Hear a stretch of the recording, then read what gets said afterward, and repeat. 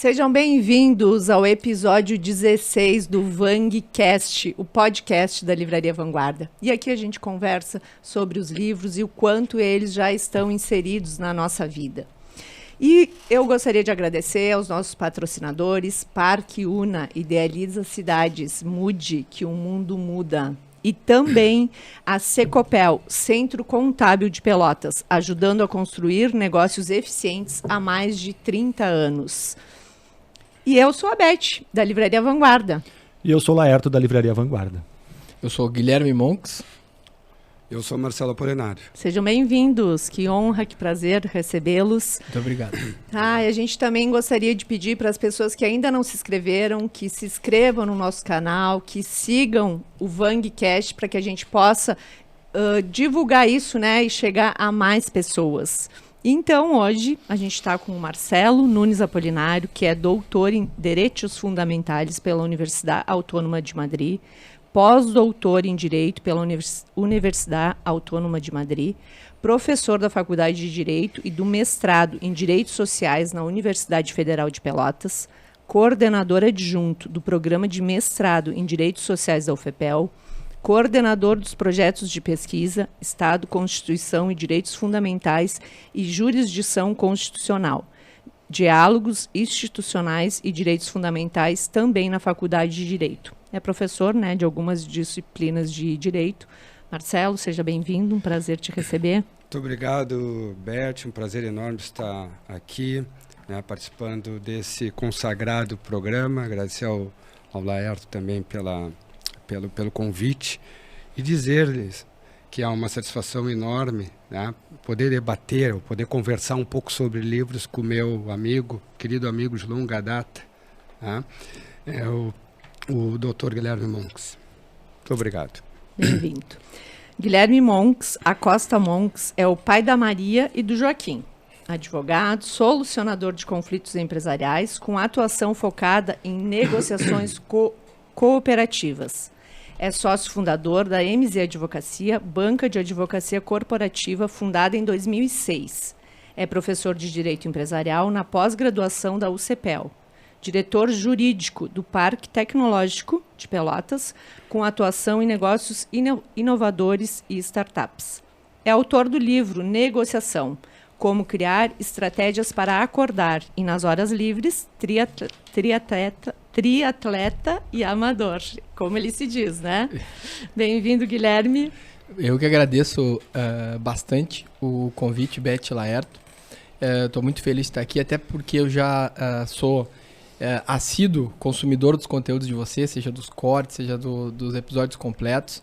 É um podcast bastante interessante, tem uma carga cultural muito forte, envolve um assunto que nos encanta tanto, que é a literatura, né? Eu também tenho uma satisfação pessoal me envolver com a Livraria Vanguarda, que é a minha livraria, desde que eu me conheço por gente, ali na frente da Católica. Eu compro o livro. Se vocês forem olhar o cadastro na loja, acho que eu sou um dos primeiros. Eu e a minha irmã. A gente está fazendo 25 anos agora, dia 25 de fevereiro. Inclusive, tem um detalhe que eu não sei se vocês sabem, mas eu morei 5 anos em cima da livraria. Não me lembro. E eu morava exatamente em cima, ali na Gonçalves Chaves, na frente da UCPEL. E sempre tive um excelente relacionamento com todos da livraria, muito querida para mim. E até hoje eu compro, não para agradar, compro porque os preços são bons, o ambiente é agradável e eu me sinto bastante feliz quando estou presente. Então vir aqui é ótimo. E conversar com o professor Marcelo é uma satisfação. Primeiro porque ele é orcerulho, né? O orcerulho de coração, conhece o outro. Segundo, porque joga muita bola. Já jogamos futebol junto com o Brilhante, acho que sendo português também. E, obviamente, brincadeiras à parte, porque é um excelente professor, uma pessoa muito estudiosa, é uma pessoa muito querida, os alunos adoram ele, todo mundo gosta dele. Então, eu acho que nessa mesa aqui eu estou bem posicionado. Com certeza. Muito obrigado. Não, é isso mesmo. Queres falar? Então, eu vou te pedir, Marcelo, para falar um pouquinho, assim, tu é especialista, né, em direitos sociais, constitucional, e para a gente trazer um pouquinho, assim, dessa questão, falar um pouquinho o que é efetivamente esses direitos sociais e constitucional, né? Como é que isso está inserido hoje na nossa sociedade? A gente passou um período pós-pandêmico e eu acho que isso trouxe uma mudança muito grande, né, nessa relação toda, assim. Sim. Beth, eu sou professor da Faculdade de Direito da Universidade Federal de Pelotas. Eu leciono as disciplinas de hermenêutica jurídica, direito eleitoral, né? E Teoria da Constituição, isso na graduação. E no programa de mestrado eu leciono as disciplinas de Teoria dos Direitos Fundamentais, né? De Jurisdição Constitucional, Diálogos Institucionais entre os Poderes e Tutela, né? Dos direitos fundamentais, especialmente os direitos sociais que estão positivados e consagrados na Constituição de 88, basicamente ali no artigo 6º, né, da Constituição, que são direito à educação, direito à saúde. A gente tem esse viés de pesquisa bastante forte no nosso na programa. Universidade, né? Na universidade, de estudar o acesso à justiça, o acesso à saúde, né, à educação, à alimentação, né, direito a saneamento básico, É o que a previdência gente social, precisa, né? O que enfim, todos os direitos nós precisamos elementares, como... né? Os direitos básicos ao lado dos individuais, os sociais, são elementares para que as pessoas tenham uma condição digna, né, de vida. E isso o Constituinte de 88 se preocupou. Na verdade, a gente estuda políticas públicas, né? Políticas públicas ofertadas ou que deveriam ser ofertadas de modo satisfatório pelas entidades federativas, ou seja, de modo geral pelo Estado, né?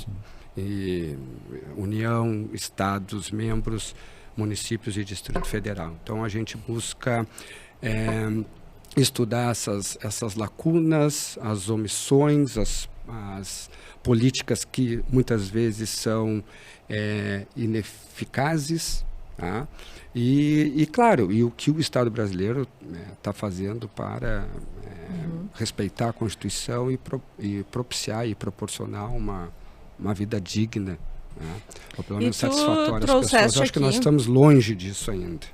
Sim, a gente está recém-caminhando. E tu trouxeste vários clássicos, né? Tu sempre te inspirou muito nesses clássicos, nessa tua trajetória toda? Sim.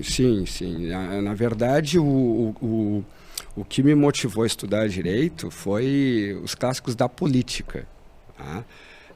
Até por falta de conhecimento técnico na área jurídica. Então, alguns livros, assim, eu trouxe aqui o Príncipe do Maquiavel. É um livro que eu li na adolescência, me chamou muita atenção. É um livro que fala de virtude, fala de confiabilidade, credibilidade, de como deve o governante interagir com cidadãos ou com súditos, né, na linguagem do Nicolau Maquiavel. Outros clássicos também, como o Dostoiévski, Crime e Castigo, né? Esse eu vou mostrar, o Príncipe, né, do Maquiavel. O Dostoiévski, edição nova de Crime e Castigo, né, de fácil leitura também, fácil manuseamento. Então acho que esse livro do Crime e Castigo, para mim ele é importantíssimo porque ele é completo. Ele trata da culpa, ele trata da ideia do homem o homem perceber-se como um super-homem, no caso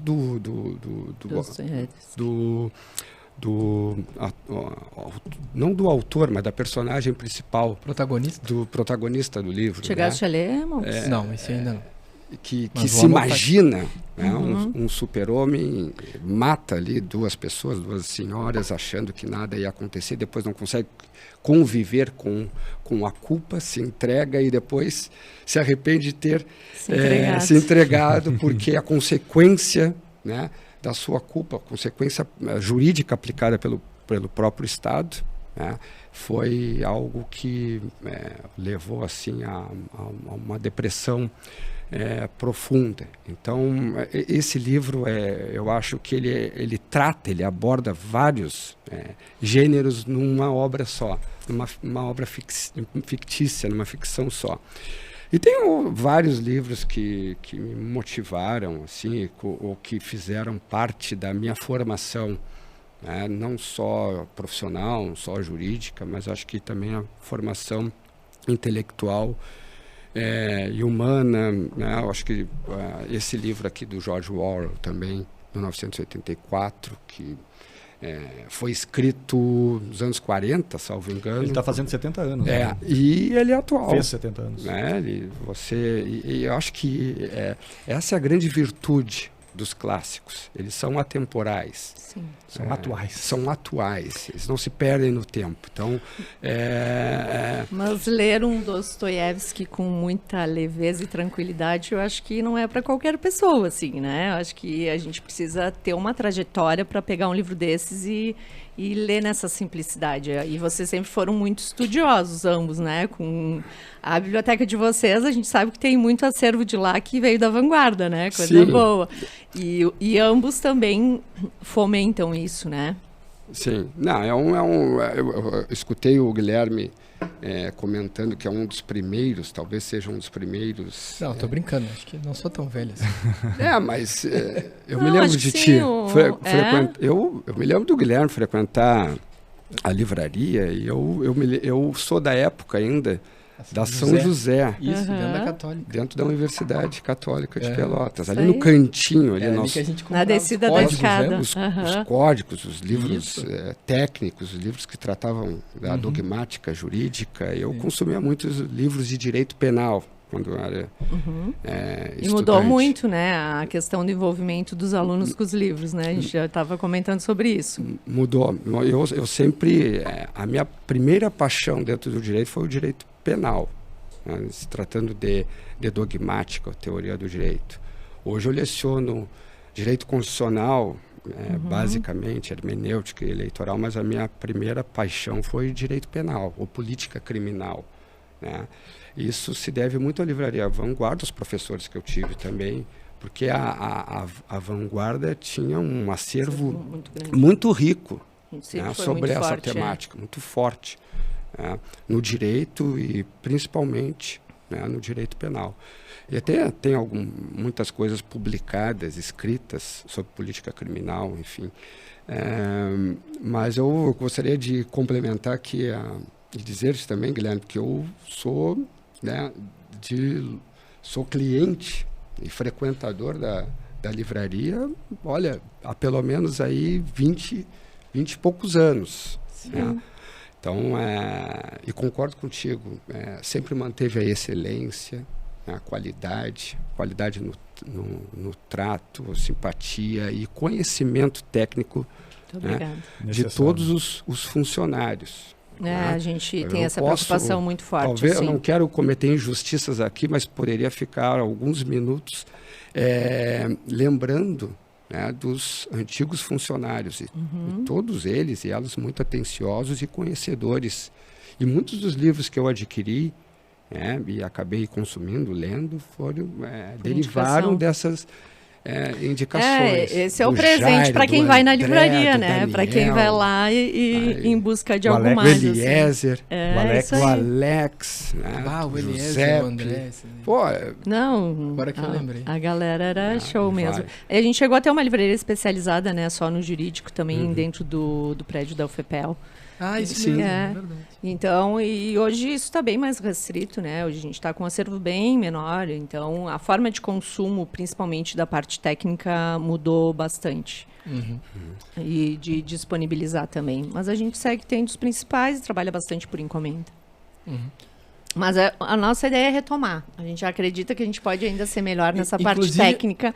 A gente cresceu muito, se expandiu muito na parte literária, infantil, né, Laerto? E a gente também consegue perceber que a gente já foi melhor nessa parte, que a gente precisa dar uma retomada. E que tem um mercado, né? A gente entende, o Marcelo e o Guilherme, por exemplo, são pessoas que, usufruem muito dessa área, entende? Então a gente acha que tem um mercado todo a crescer.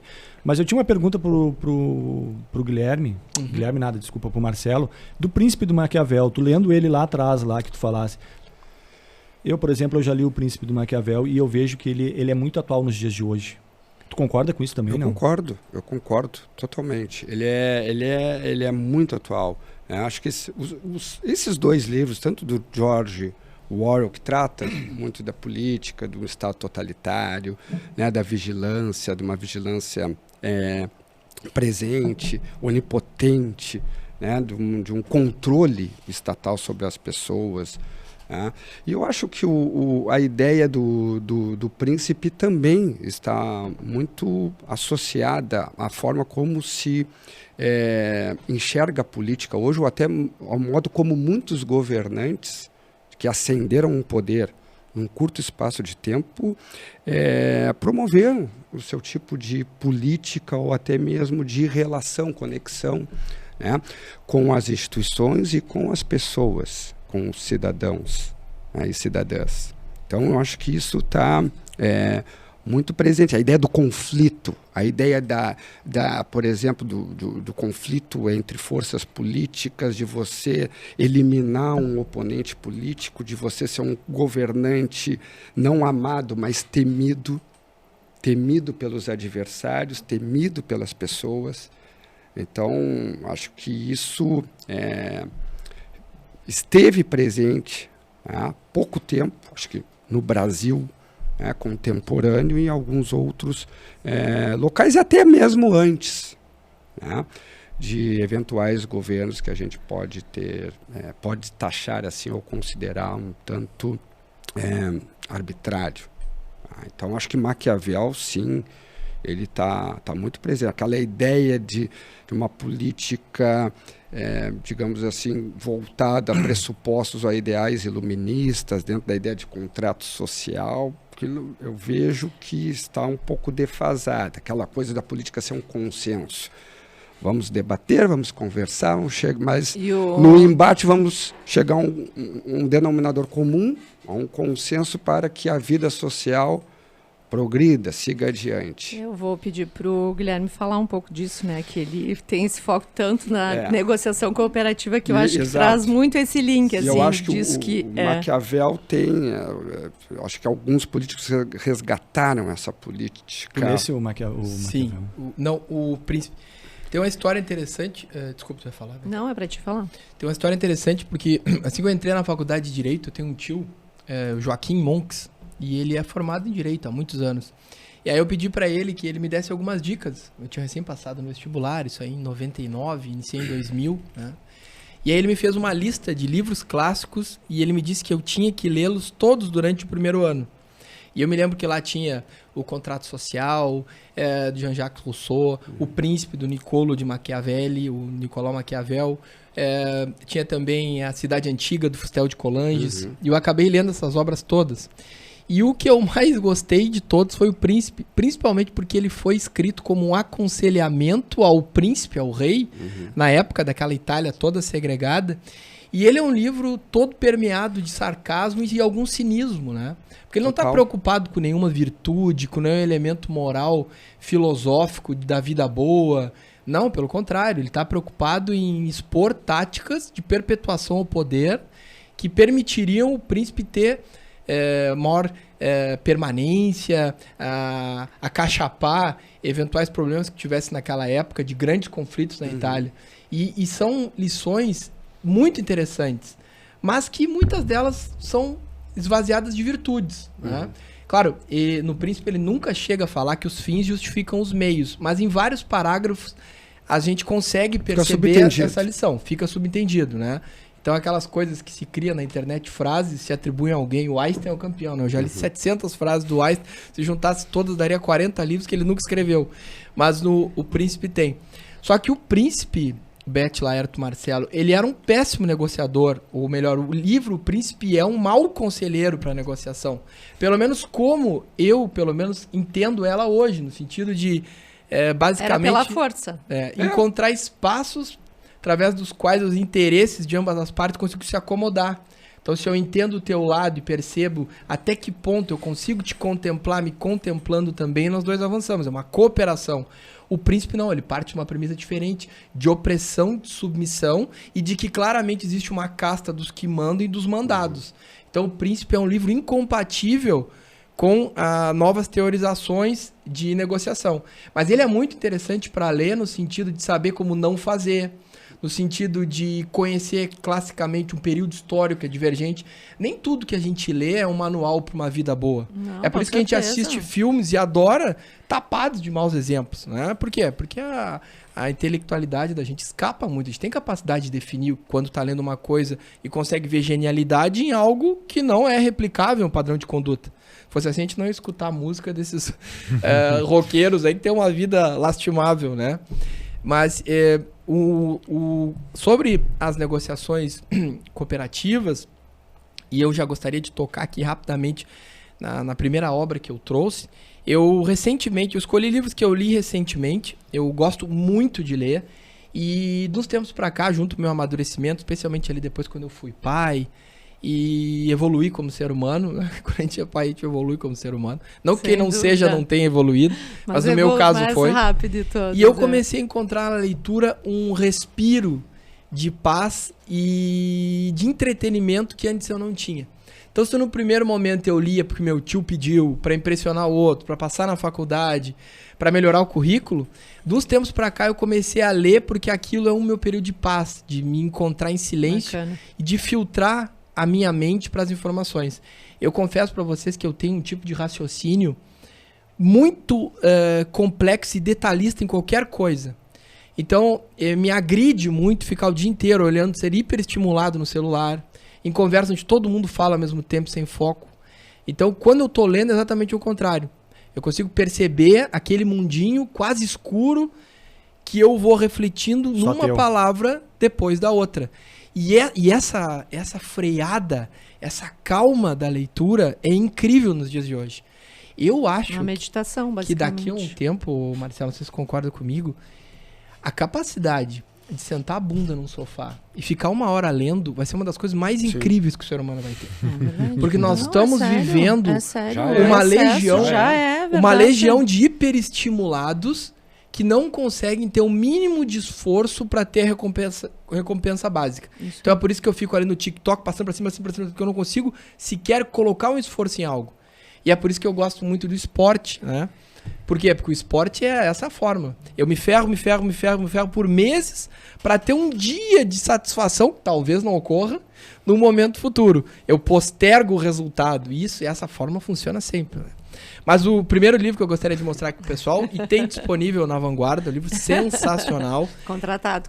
escrito na década de 80, porque esse livro aqui foi precursor de um módulo, de um curso de negociação na Universidade de Harvard, lá em Boston. Harvard fica em Boston, né? Sim.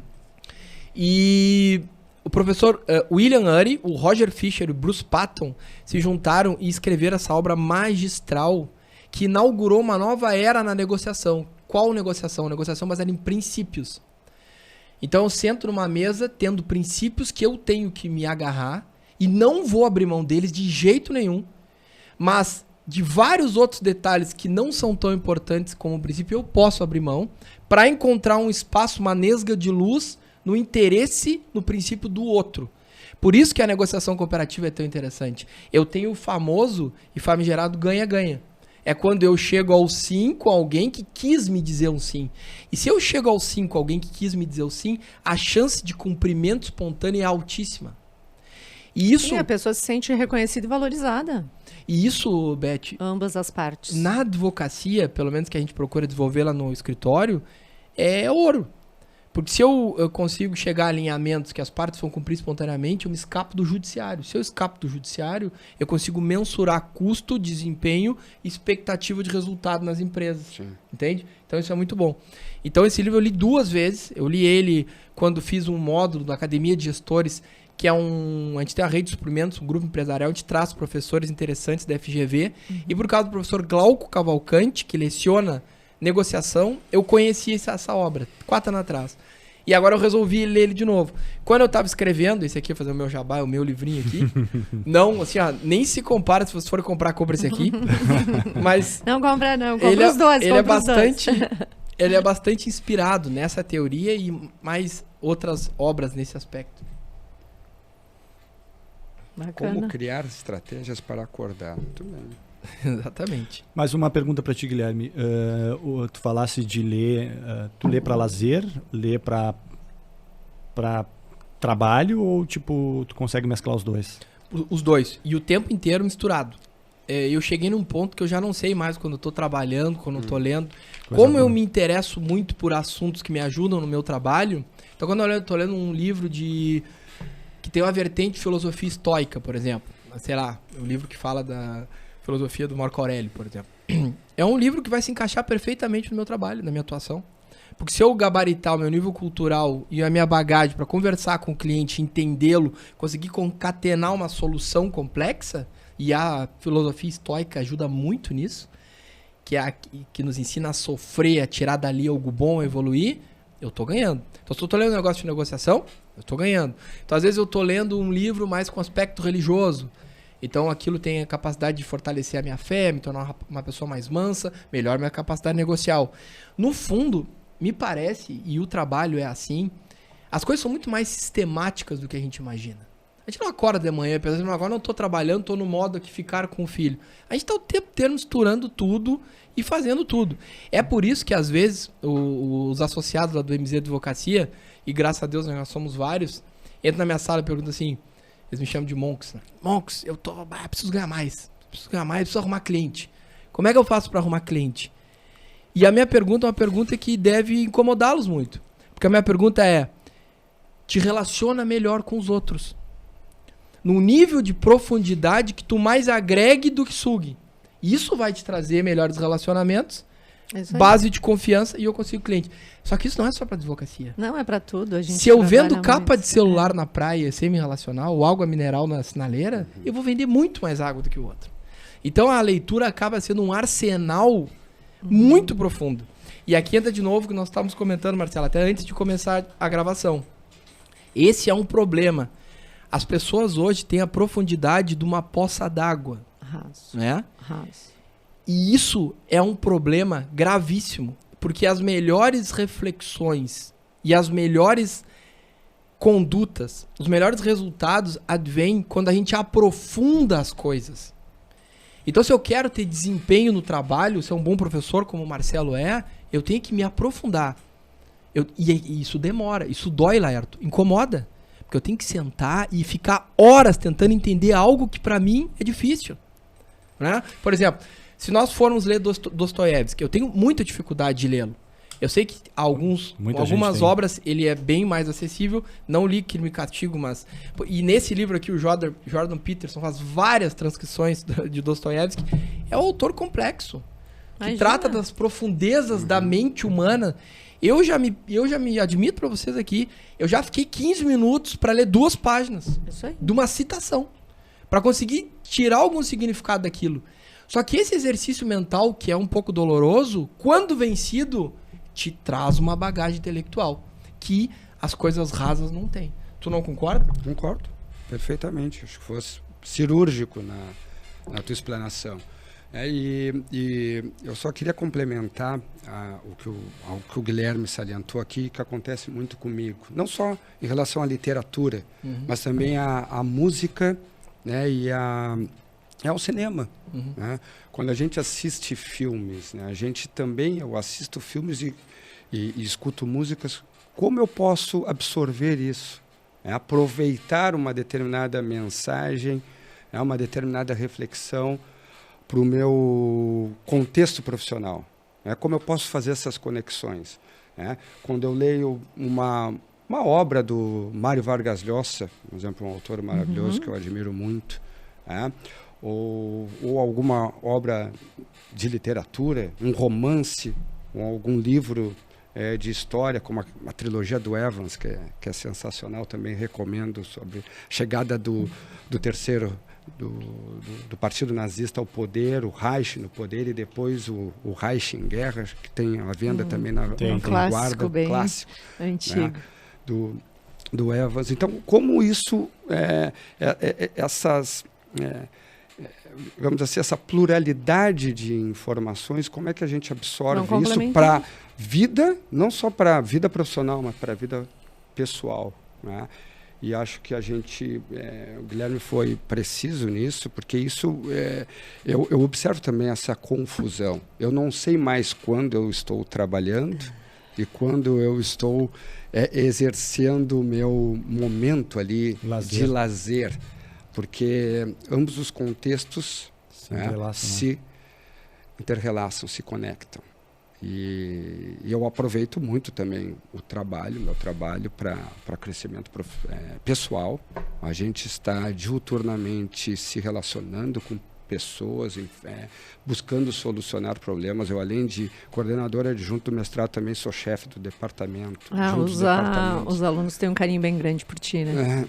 A maior parte. Porque eu falo isso, tu vê, porque eles chegam, porque o professor Marcelo indicou, entende? Uhum. Quando chegam na loja. Sim. Então, essa referência soma muito, né? Aí a gente até estava comentando, se eles te pedem indicação de livro. Então, essa forma de lidar... Isso é muito gratificante. Essa forma de lidar faz com que ela aconteça em todos os aspectos, né? Em relação a isso, né? Eu acho que tem uma referência bem grande, assim, da proximidade do Marcelo com os alunos, assim. Acho que sim.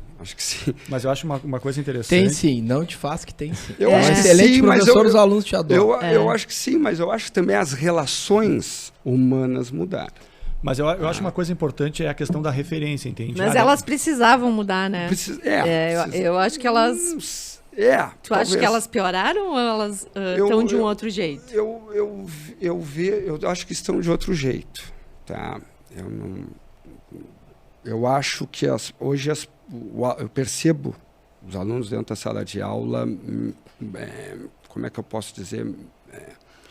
Eu acho que se sentem com menos liberdade de interagir com os pares, com os próprios colegas e até mesmo com o professor. De se expor? De se expor. Externar as suas convicções, as suas ideias, o seu pensamento. Talvez em função desse próprio controle mascarado que o próprio Orwell já havia tratado no livro dele, que o Huxley também no Admirável Mundo Novo, 2 clássicos sobre essa temática. Em função de que podem virar memes em redes sociais, podem ser gravados, o professor também ficou muito refém disso. Nesse sentido que eu me refiro, que as relações mudaram. A gente está. Mas eu acho que vai muito dessa questão da desse politicamente correto. Isso é muito superficial, assim. Eu acho que isso traz muito dessa questão, sabe? De ser muito superficial no que tu acredita e no que tu pratica, né? Então, eu acreditar e praticar, no momento que eu tenho isso claro, o que vier de contradição em relação a isso está tranquilo para mim, eu vou poder resolver de uma outra forma, né? Sim. Eu vejo muito desse lado, assim. E voltando aos livros, Beth, eu busco sempre indicar livros, tá? E que procurem as livrarias, e sou adepto, né? E prefiro que os alunos... Eu prefiro ler o livro físico. Tá? Qualquer documento impresso do que ler documentos, né, Guilherme, ou livros na tela. Mas eu percebo que essa geração, ela se familiarizou, ou está mais familiarizada e prefere as telas. E o PDF também, e o PDF. Usar a leitura pelo PDF a partir da tela. E sabes como admirador e amante dos livros, eu temo muito, né, que o mercado literário sofra nessa nova transformação, mudança. Sofre e tem uma perca, sabe? Acho que tem ganhos e tem percas, essa questão da gente ter essa possibilidade de ler por vários meios, né? Mas é importante, eu acho, que a gente experimentar. Sim. Né? Muito dessa questão do professor, a gente falou aqui, acho que foi tu que começou na administração, né? Que tinha o FUNC lá. Os professores que direito compra o livro, sabe? Sim. Eu acho que o aluno precisa disso. É claro que também é óbvio que se não tiver o livro físico à disposição ou o valor for muito caro, o importante é ler. Incentivar a leitura. É incentivar a leitura, mas que os alunos adquiram conhecimento. Priorizar, sabe, essa questão.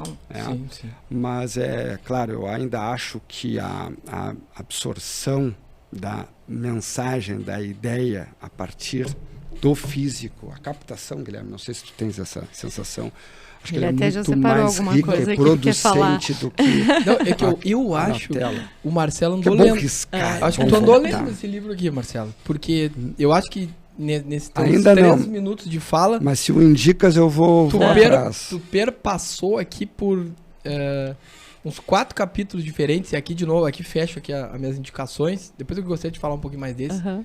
Que é esse livro aqui, sensacional. O mesmo de sempre, do Morgan Housel. O Morgan Housel é um cara interessante. Ele vive em Nova York, se eu não me engano. E ele é um jornalista que veio do mercado financeiro. Trabalha muito tempo com análise e cobertura do mercado financeiro lá em Wall Street. E escreveu uma obra magistral que se chama Psicologia Financeira, que eu indico muito também. Eu li também esse ano. Um livro muito bom. E o título é um pouco enviesado, porque a gente imagina que ele está ali ensinando como ficar rico. E não, ele trata em vários aspectos, com citações muito felizes que ele faz e reconstruções de outros autores, da necessidade de ter um controle emocional cognitivo, no sentido que isso se sobressai à própria capacidade de entender e investir bem o dinheiro. Então, no final do dia, no final da vida, ele refere que o que tem maior controle emocional vai muito melhor e prova com N histórias. Mas nesse livro, que é um livro novo, ele recém escreveu, muito Mesmo de atual. sempre. Comprei na Vanguarda também, agora no meados de dezembro. Ele trata de conhecimentos marcantes, validados por milênios de história e que nunca mudam. E ele fala em vários momentos que esse tipo de leitura e aprendizado clássico nos fixa para ideias necessárias que nunca vão mudar e vão iluminar muito nossos caminhos para frente. E ele é de uma felicidade incrível, a ter uma narrativa direta, certeira, bem moderna e muito fundamentada, com citações relevantes, e fala das coisas que o Marcelo estava falando e que Beth e Lari também referiram. E eu gostaria de abrir aqui um pequeno tópico que é muito importante, tem a ver com o que nós estamos falando, é desse maniqueísmo que existe hoje. Maniqueísmo no sentido de que se o fulano é A, eu sou B. Se o meu cabelo é loiro, então eu torço para o Corinthians. Se o Marcelo tem o cabelo grisalho, ele torce para o Palmeiras. Então nós não podemos coexistir. Esse maniqueísmo, ele é uma ilusão incrustada na cabeça das pessoas, principalmente das novas gerações, Sim. fruto da superficialidade e falta de reflexão. E muitas vezes da incapacidade das pessoas tem de não entender que se ela tivesse tido as experiências que o outro teve, ela não pensaria como pensa e talvez concordasse e pensasse muito mais como o outro. Eu, obviamente, tenho ideais liberais, porque eu sou um cara pró-mercado, trabalho com empresas. Vocês já devem, inclusive, imaginar qual é a minha orientação política. Mas eu preciso ter humildade e entender que se eu tivesse nascido no meio de uma favela, se fosse desprovido de qualquer recurso social, tivesse tido uma infância violenta, sem acesso a nada, com pouca educação, muito provavelmente minha orientação teria sido diversa. E tá bem. Porque o contexto histórico das pessoas é diferente. A gente tende a achar que eu sou mais refletido e privilegiado e que aquela outra pessoa um dia se refletir melhor vai pensar igual a mim. Mas será que não é eu, se estar na pele dela, vou pensar igual a ela? E esse maniqueísmo... Que foi citado aquele livro das favelas lá de... Foi citado pela Júlia. Deixa eu ver se eu me lembro. Quarto de despejo. É bacana, trata disso. E esse aspecto, pessoal, é muito importante porque isso nós estamos assistindo de camarote, é um movimento muito forte, Na profundo política. nos Estados Unidos, na política. Na política. Agora, de novo, com as eleições iminentes, assistimos aqui no Brasil com eventos deprimentes de lado a lado, né? Com a falta de capacidade de diálogo. Eu preciso compreender que se uma pessoa faz algo que eu não concordo, aquilo não define ela. Aquilo foi um evento que eu tenho que tolerar e entender o contexto. Vou dar um exemplo aqui para vocês. Me agrada muito a conduta do governador Eduardo Leite. Gosto dele como pessoa, conheço ele há anos, enfim. Nos meios empresariais ele não é muito bem querido por alguns que alegam que ele é comunista, aquela conversa que vocês conhecem, né? Quem não reflete muito. Mas ele tem algumas condutas que eu não concordo. Por exemplo, no final do ano passado, tentativa de aumento de imposto CMS. Mas daí eu achar que ele diminuiu a sua capacidade como bom gestor, ou como pessoa, ou como político, porque teve um entendimento diverso do meu. Agora eu vou fazer uma pergunta. Será que se eu tivesse com a bunda lá como Periatini como governador, não ia fazer de tudo para aumentar a receita, porque eu tenho uma conta enorme para pagar? Então, às vezes, nos falta, e o Morgan Housel, voltando para o livro, fala muito bem nisso, principalmente os 4 capítulos finais, que muitas vezes nós temos falta de humildade em reconhecer que nós é que não temos a capacidade de entender as razões dos outros. E a tecnologia aprofundou essa incapacidade, porque hoje é muito fácil ter acesso e se auto-justificar. Eu só leio, só busco, o algoritmo só me mostra o que eu quero ver e cada vez me justifica mais na minha ignorância. E muito raso, como tu falou, né? Tu pega uma informação, tu tem a informação superficial, virou tudo em título, né? E não tem conteúdo, né? E aí as pessoas leem aquele título e já saem interpretando da forma que elas querem e na realidade, às vezes, o conteúdo é totalmente diferente do que está no título, né? Exatamente. Sim, e muitas vezes o conteúdo, né, como não lhe interessa, acaba muitas vezes, já nem olha, acaba estigmatizando, demonizando o autor que promoveu essa Mas essa ontem ideia. eu estava assistindo um podcast do Duda Garbi e do Dunga.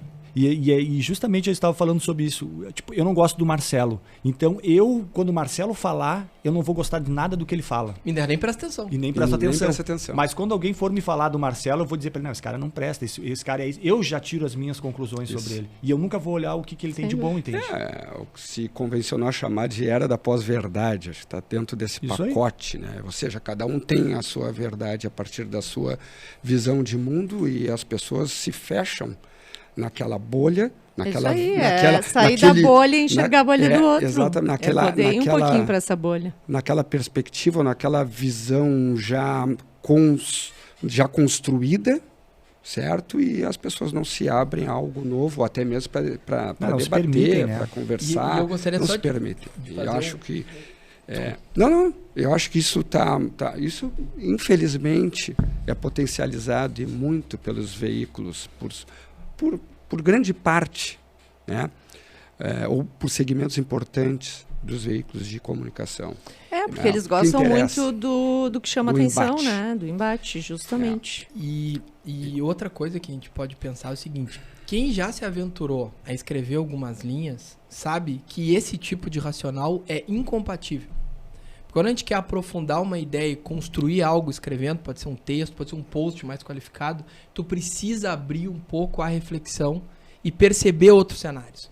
A gente tende a, em rompantes de explosão, ter condutas irracionais nesse sentido. Mas quando a gente senta e vai pensar para escrever algo, é diferente. Se eu te pedir para tu dar a tua opinião sobre o Zé, sabendo que tu não gosta do Zé, talvez um rompante, tu despeja aquilo ali. Mas se eu te pedir para tu escrever um pequeno texto de 20 laudas sobre o Zé, tu vai ter que pesquisar, conversar com ele, refletir. Tu não vais escrever e destilar aquele mesmo veneno. Faz muito sentido. Então, quando a gente escrever, é sensacional nesse aspecto. Eu estudo muito, tenho feito muitas pesquisas sobre o Supremo Tribunal Federal. Comportamento do Supremo, algumas decisões que tratam sobre desacordos morais, polêmicas, né?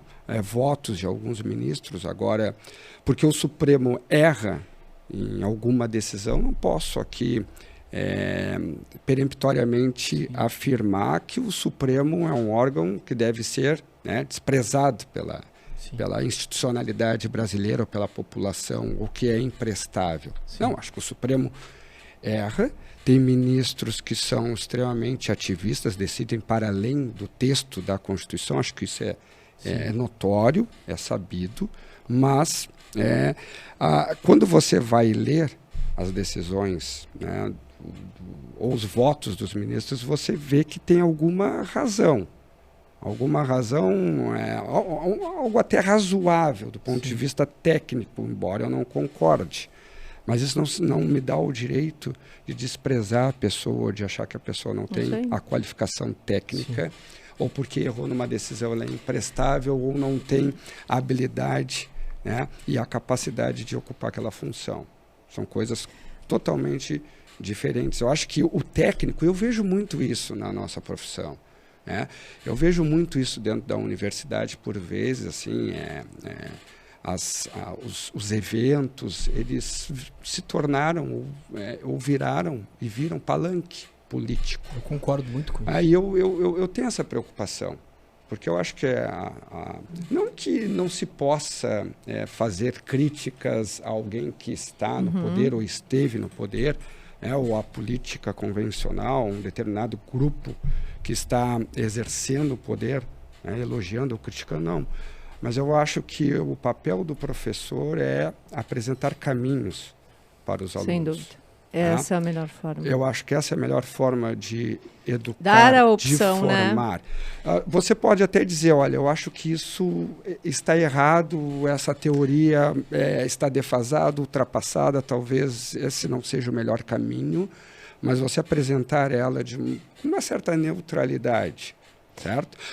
Embora seja difícil, eu já não estou sendo neutro quando digo que este não é o melhor caminho, mas acho que apresentar com zelo. Talvez não dizer se é o melhor ou o pior, mas com o que vai acontecer em cada coerência e com honestidade intelectual. E dizer, olha, Sim. o melhor caminho é este, por isso, por isso. Mas também existe um outro caminho que, do ponto de vista técnico, é razoável, mas eu acho que para esse momento não. Perfeito. Ou para isso não. Para determinado assunto, não. Melhor. Então, eu tenho essa preocupação e eu vejo isso em sentido geral, dentro do ambiente universitário, no mundo inteiro. Não estou falando da UFPEL especificamente. Não, isso é uma prática. É uma prática, uma tendência. Então, eu acho que eu percebo assim, tu falou do liberalismo, que tens uma... tu és adepto a ideologia liberal.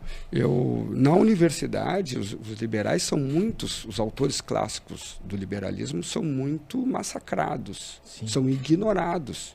E eu acho que é um equívoco acadêmico muito grande aqui quando um professor faz isso, porque tudo parte do liberalismo. A gente não pode desprezar essa ideia do contrato social, até mesmo de Estado de Direito. A gente não pode desprezar o Locke, Adam Smith, ou Hobbes, Rousseau, que vem depois. E aí começa a trabalhar os clássicos, Kant.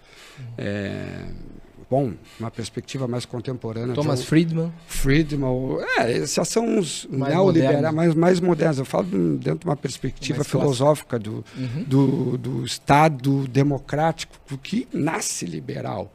O Estado moderno, ele nasce liberal, depois ele vai se tornar democrático. Mas trazendo... E não tem como você chegar ou você compreender a ideia de Estado democrático de direitos sem estudar o liberalismo, sem compreender os ideais liberais, porque tudo parte dessa versão liberal, de rompimento de uma estrutura político-social que foi o antigo regime. Então, eu acho equivocado isso. A gente... Mas trazendo um pouquinho para essa essência do que tu começou a falar, né? Que a gente tem que mostrar os dois caminhos, dá para ver pelas trajetórias de vocês. Os dois formados em Direito, né? Onde um foi muito mais para a parte acadêmica e teve todo um outro estudo, e o Monks muito mais para a parte prática, né? Não, é que o Marcelo é muito mais inteligente que eu em estudar. Eu precisava pagar os boletos e fui ele é professor também. Não vamos dourar a pílula aqui, Beth. Eu sei que é isso que tu tá pensando. Excelente professor de direito tributário. Verdade, empresarial isso, e tributário, os dois. Tem muito, né, dessas oportunidades, desses caminhos que eu acho que está muito no papel do professor de poder. Tem a ver com a personalidade. Também, tudo isso. Mas a gente precisa ter um despertar. É que tem uma e eu acho hora que a faculdade tem que mostrar isso, sabe? Mas a vida te mostra. Mostra a gente também. Tem que ser sensível o suficiente e ser, principalmente, incauto nesse aspecto, permitir ser imperfeito, ser vulnerável, para receber os recados. Porque a vida, se tu prestar atenção, ela te mostra. Ela mostra como que a tua personalidade vai transcender as coisas e vai te mostrar o que tu tem aptidão. E profissionalmente, me parece, posso estar errado, aliás, posso sempre estar errado, na maioria das vezes estou sempre mudando de ideia, né? Me parece que o importante não é fazer o que se gosta. O importante é fazer o que se tem aptidão. Porque quando eu tenho aptidão, eu aguento muito mais coisa pelo orgulho e o propósito de fazer algo bem feito. Porque o trabalho não é uma satisfação. Aquela conversa de que faça o que você ama e não trabalharás um dia. Isso é mentira. Eu amo o meu serviço, mas tem dias que eu quero ficar em casa, eu quero ficar o dia inteiro treinando, ficar com a minha mulher, com as minhas crianças, não tô afim. Mas se a gente tem aptidão, a gente acaba tendo uma satisfação naquilo, encontra um senso de propósito. Tipo, eu sirvo para alguma coisa, eu agrego algo, né? Então, isso talvez tenha sido uma felicidade que a gente tenha tido, muito mais por graça de Deus do que qualquer outra coisa. Chegou um momento que a gente acabou encontrando, olha, para mim funciona mais por aqui. Eu, por exemplo, eu não tenho muita paciência com essa parte de pesquisa. O meu raciocínio ele é muito mais cartesiano objetivo. O pesquisador, ele precisa expandir, problematizar várias coisas para criar hipóteses. Eu, na minha cabeça, estou sempre tentando resolver tudo. Se eu estou ouvindo vocês, eu já fico pensando qual é a tese que eu posso criar para resolver. Quanto menos palavras eu puder dizer para resolver, melhor. Eu seria um péssimo pesquisador, porque eu não consegui escrever uma dissertação, uma tese nunca. Porque ia ficar problematizando. Agora, o Marcelo tem outra vertente. Lê muito mais, faz mais pesquisas, problematiza, hipoteticamente, desenvolve um material mais robusto. Isso, mas são aptidões que transcendem, é da personalidade da pessoa, não te parece? Me parece, eu entendi o teu raciocínio, tá? Mas eu acho também que quando você, né, no teu caso, Guilherme, quando busca ser prático, objetivo, né, resolver problemas reais, né, da vida cotidiana, da vida das pessoas, eu acho que, embora talvez a pesquisa não seja tão profunda quanto aquela que se faz na academia, tu também pesquisa. Tu também faz as pesquisas. Olha, quando tu vai defender um cliente no teu escritório de advocacia, tu tem que fazer pesquisa. Sim. Tá? Tu tem que buscar o que os tribunais decidiram ou estão pensando, né? Tem que ver se tem alguma decisão do STJ ou do Supremo sobre algo similar ou sobre aquela matéria. Tu talvez tenha que pesquisar um pouco da trajetória do teu cliente, o que levou ele a ter esse problema. Certo? Então, vai ter que recorrer a um outro tipo de pesquisa, mas também é conhecimento. Gente, a gente está quase chegando ao final. Eu falei, olha... Foi um sopro de satisfação nessa conversa. A gente quer fazer uns ping-pong aqui no final. Eu não sei, Guilherme, se tu queres falar do 12 Regras para a Vida, disso que gostaria de citar. Bem rapidinho, aqui, ó, outro livro sensacional. E esse aqui é o seguinte, não caiam na asneira de achar que isso aqui é aqueles livros que tem aqueles títulos piegas, que vai impor regras para te ensinar a viver melhor. Muito pelo contrário. Esse autor é tão genial que o título do livro é uma chacota cheia de... graciosidade, exatamente nesse sentido. Tanto que ele não tem medo, sabe, do conteúdo que escreveu, que ele botou esse título. Porque ele já inicia... Inclusive, o prefácio do Norman Doidge é assim, dizendo que a gente já tem tanta regra, para que mais 12, né?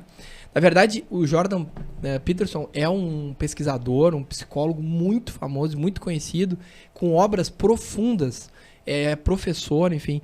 E aqui, isso aqui foi a obra-prima dele, é como se ele tivesse lapidado, tivesse tirado várias coisas que não importam para nós que somos leigos e colocado numa obra só. E olha o calhamaço que virou.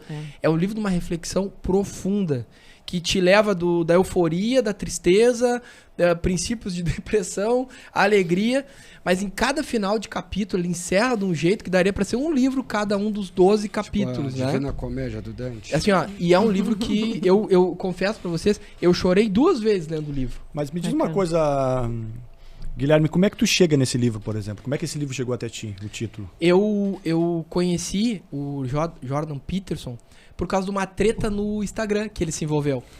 Uns anos atrás, o governo do Canadá resolveu impor uma regra para adotar uma linguagem neutra de gênero, né?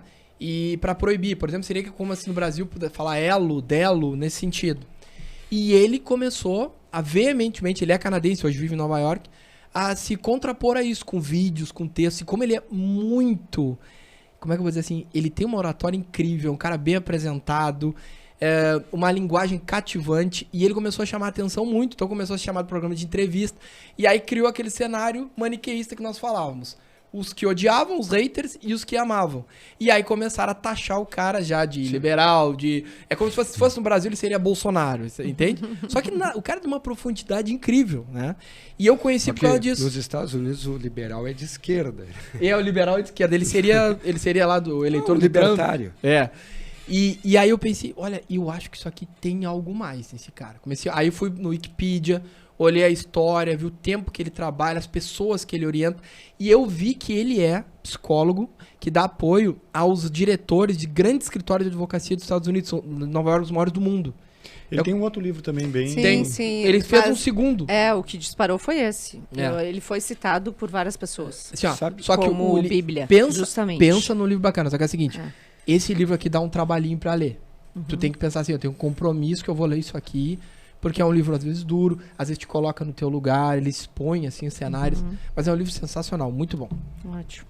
Tu sabes que, já aproveitando o gancho rapidamente, Beth, as pessoas, por vezes, né, claro, não são todos, não dá para generalizar, mas muitas pessoas, inclusive eu me coloco nesse hall, né, de pessoas que têm certo preconceito com best-seller, ou tinha. Né, os livros reconhecidos ou taxados como sucesso absoluto, best-seller. E eu me lembro que eu tive muito receio, não receio, mas resistência de comprar lembrei agora, né, ouvindo o Guilherme falar, o Justiça, do Michael Sandel, que também tem a venda na Vanguarda, né? E eu relutei, resisti, mas isso é um best-seller, todo mundo lê. Sim. Eu comprei o livro, eu me apaixonei pelo livro, é um dos livros que eu mais compro na Vanguarda para dar de presente às pessoas. Ele foi muito O vendido. Justiça, do Michael Sandel. Eu vou tomar nota. É fantástico. É. É um professor de Harvard, né, que é um filósofo moral, no sentido de que ele aborda assim, né, esses desacordos morais, essas questões Ele morais. não deve seguir a linha da do vida. Dworkin, não? Ele pincela, né, Dworkin, ele até faz críticas ao Dworkin, mas ele vai desde Aristóteles, passa por Rawls, passa por Dworkin, por Kant, e vai embora. Tá? Eu acho que ele é... Justiça. Hoje taxado, visto como um comunitarista. Né? E acho que vale muito a leitura desse livro, que é considerado um best-seller, um dos livros mais vendidos no mundo, um dos autores da filosofia do direito, com certeza hoje mais lido no mundo. Justiça, o que é fazer a coisa certa. O que é fazer a coisa certa. E tem outro que saiu agora sobre a democracia, né? Que eu acho que também tem a venda na Vanguarda. Eu me pergunto, por que esse livro está vendendo tanto, sabe? Quando começa assim, um livro do nada, ele dispara, e a gente começa a perceber que existe esse pico assim em alguns livros. O que tem aqui que está vendendo tanto? O que é que está precisando? O Descontentamento da Democracia, o novo livro do Sandel.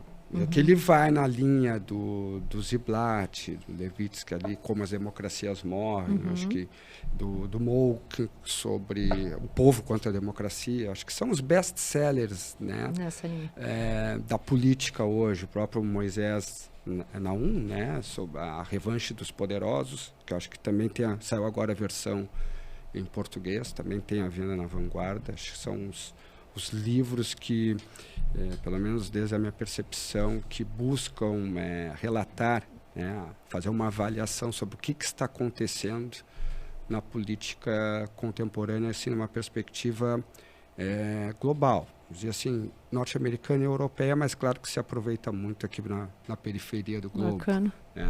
Então, esses livros também são, para quem se interessa por política, para quem quer compreender,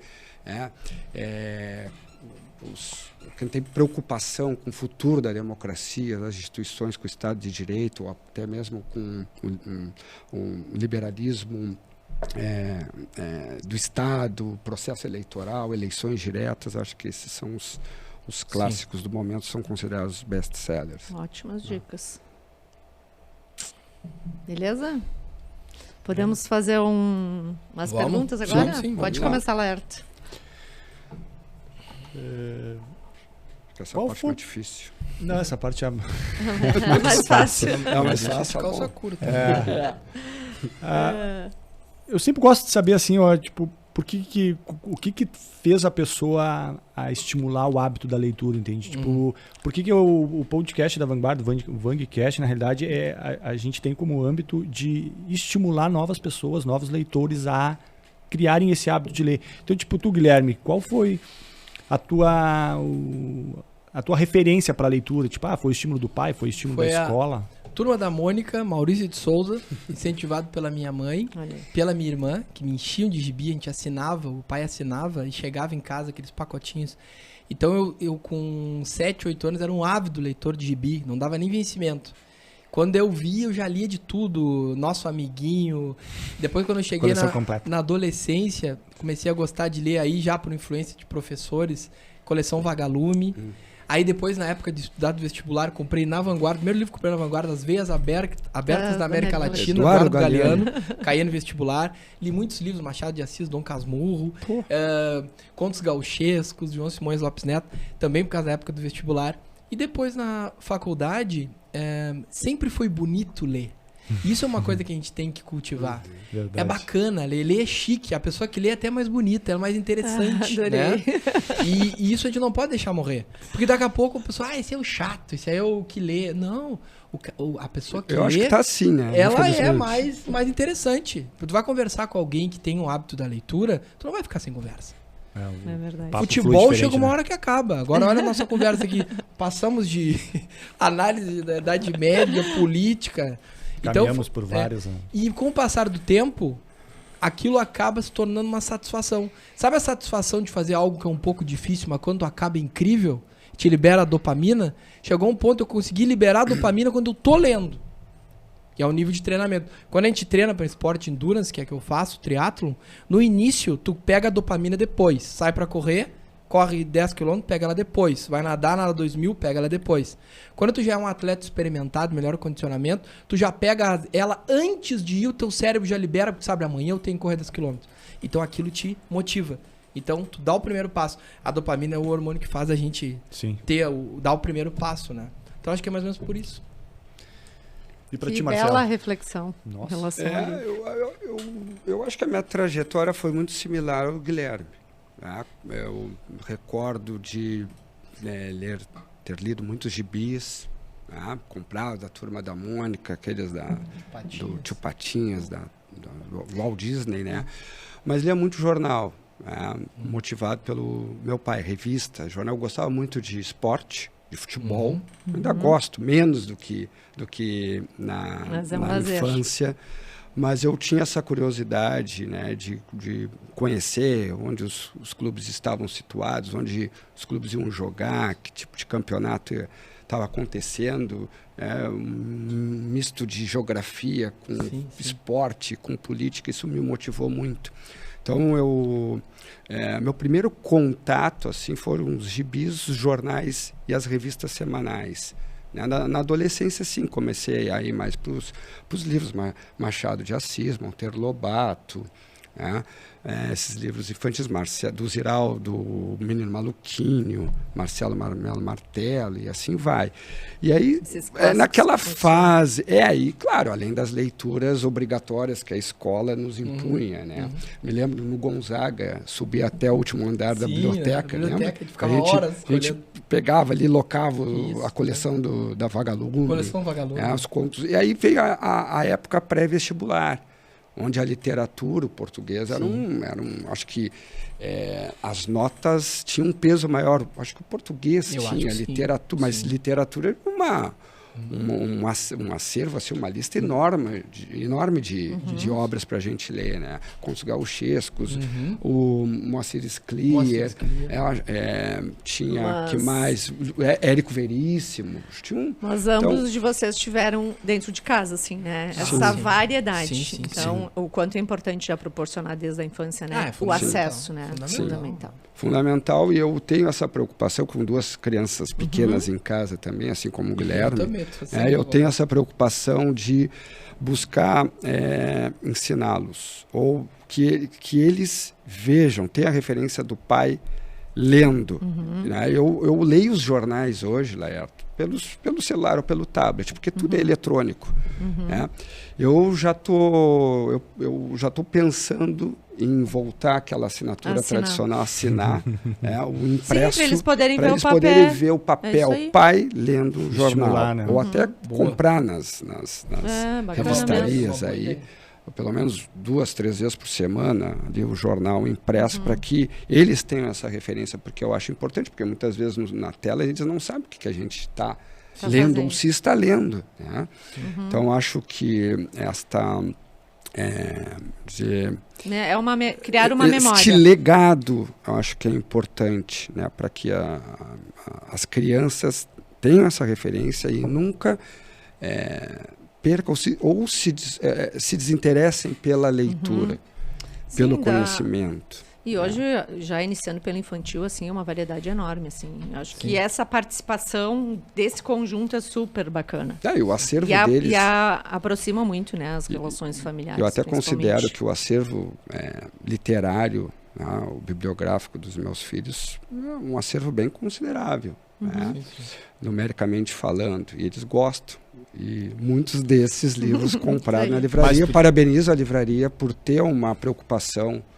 Sim, a gente precisa ser o estímulo. Hora do conto semanal, entende? Porque tem muitas famílias que não têm isso, que não tiveram essa oportunidade ou esse incentivo desde a infância. Então, a gente precisa ser esse vínculo também. Verdade. Vamos lá, então. Lugar preferido para ler? Tem alguns. O meu escritório, em casa. Tá? Ali, acho que para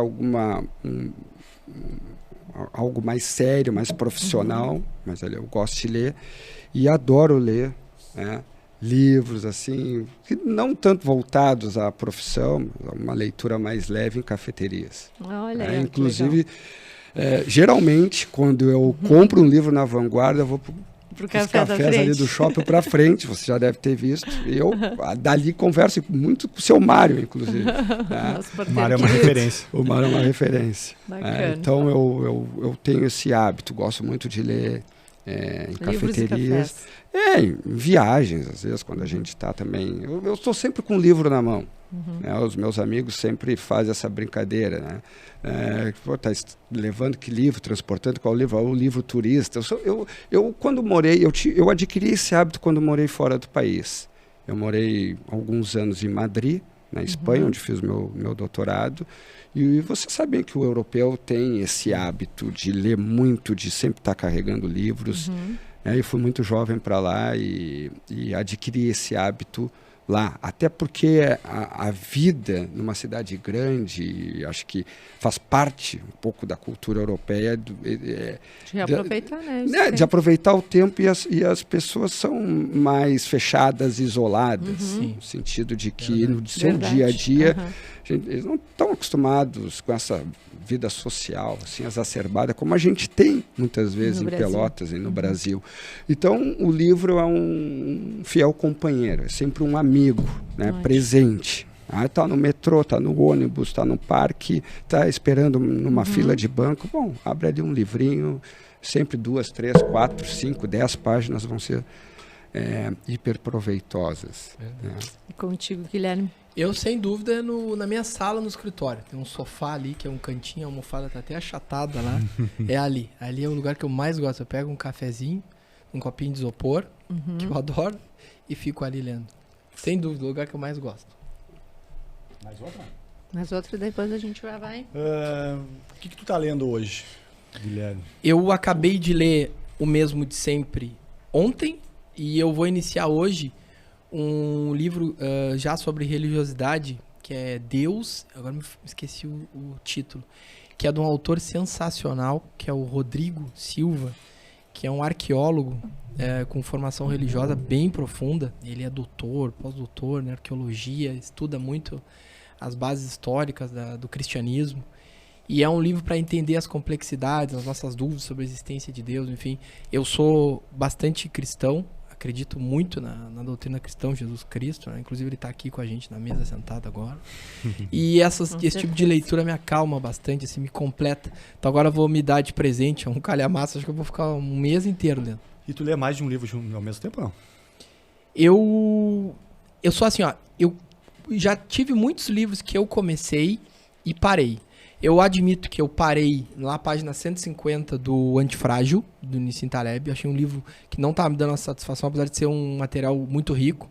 parei também no aquele livro do Daniel Kahneman, Rápido e Devagar. Eu li até a página 250, só que ele tem um viés muito científico, porque ele explica as pesquisas científicas. Sim.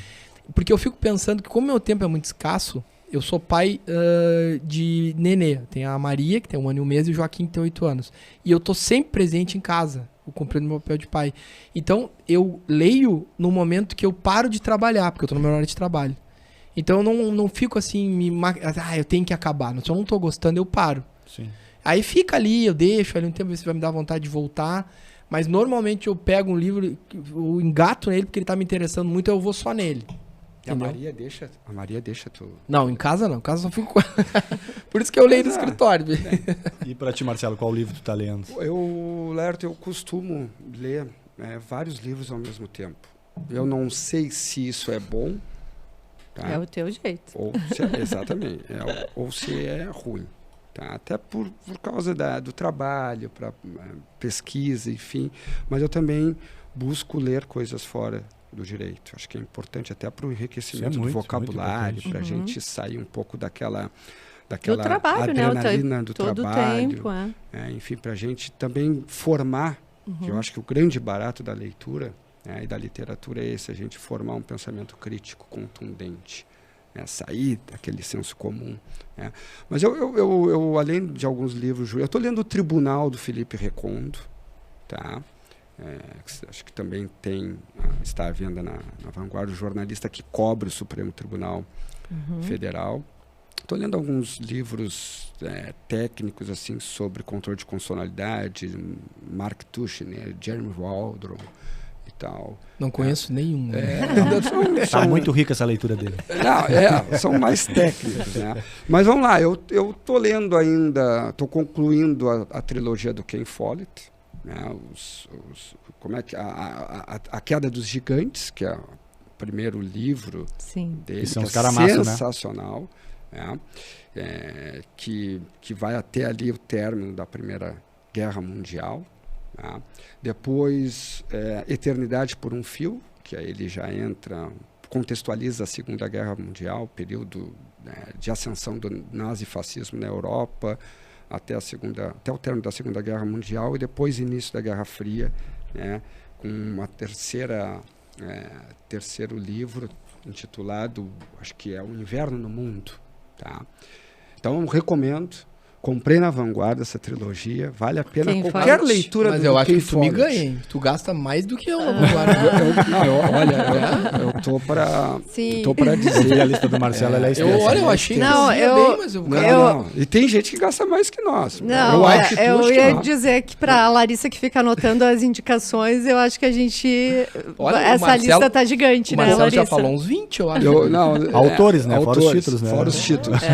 Tem o do Ken Follett, Nunca também. Não, o Ken Follett é super riquíssimo, fantástico. Né? Gente, eu acho que esse é o podcast mais longo, então então vamos concluir. A gente tá precisando encerrar aqui.